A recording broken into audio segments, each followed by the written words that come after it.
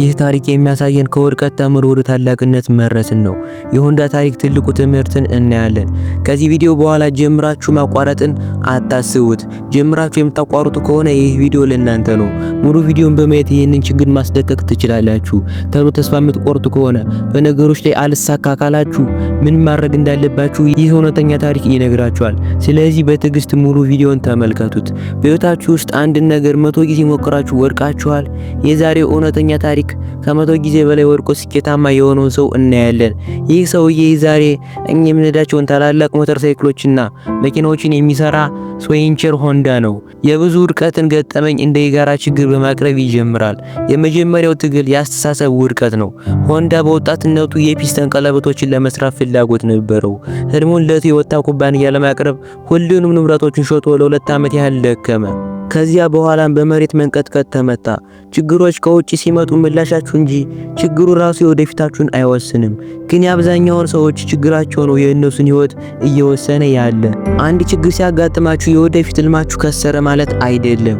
ለዛ ችግር የምትሰጡት ምላሽ ነው የእናንተን የወደፊት ህይወት የሚወስነው። አስቡት፣ ያለ አንድ ትንሽዬም ለውሳኔ አሁንም ተስፋ አልቆረጠም። ያ ሁሉ ኪሳራ ደርሶበት ከጦርነቱ በኋላ ሆንዳ ምንም የሚሰራው ነገር አልነበረውም። ቤቱ ውስጥ አሮጌ የሞተር ሳይክል ሞተር አገኘ። ይህ ሞተር ለብስክሌት ተራራ መውጣት እንደሚችል ተገነዘበ። በመጀመሪያዎቹ 100 ሞዴሎች ላይ ሞተሩን ሲሰራ ከ150 ጊዜ በላይ ተሳስቷል። አስባችሁታል? ይህ ሁሉ ያለ ምንም ትርፍ ኪሳራ ነው። ግን አሁንም ተስፋ ሳይቆርጥ ሞተሮቹን ሰርቶ ለሰዎች መሸጥ ጀመረ። አስተውሉ፣ አሁንም ላይ ትንሽም ቢሆን ጀምሩ። ትልቁ ህልማችሁን ከመጠበቅ ይልቅ አሁን ላይ ባላችሁ ነገር ጀምሩ። የሆነ ነገር እስኪመጣላችሁ አትጠብቁ። ያ አነስተኛ ሞተር የዓለማችን ግዙፍ ኩባንያ ሆንዳ ሞተር ኩባንያ መሰረት ሆነ። ሆንዳ ቆይቼ ብዙ ብር ሲኖረኝ ደና ነገር ሳገኝ የዛኔ ይጀምራለሁ ብሎ ቢሆን አሁን ስኬታማ አይሆንም ነበር። ነገር ግን በትንሹ ባለው ነገር ጀምሮ አሁን ላይ ትልቅ ደረጃ ላይ መድረስ ችሏል። ስለዚህ ትልቁ ስኬታችሁን አትጠብቁ፣ ባላችሁ ነገር ላይ ስሩ። ዛሬ ሆንዳ በየአመቱ በሚሊዮን የሚቆጠሩ መኪናዎችንና ሞተር ሳይክሎችን ይሰራል። ሆንዳ 99% ውድቀት 1% ደግሞ የሥራ ውጤት ነው ብሏል።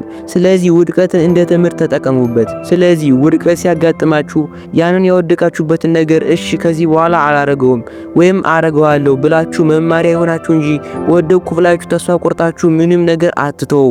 ይሄ የሆንዳ ታሪክ ለእናንተ ተስፋ አለመቁረጥ ትምህርት ይሆናችኋል ብዬ አስባለሁ። እስኪ ከዚህ በኋላ ምን አሰባችሁ?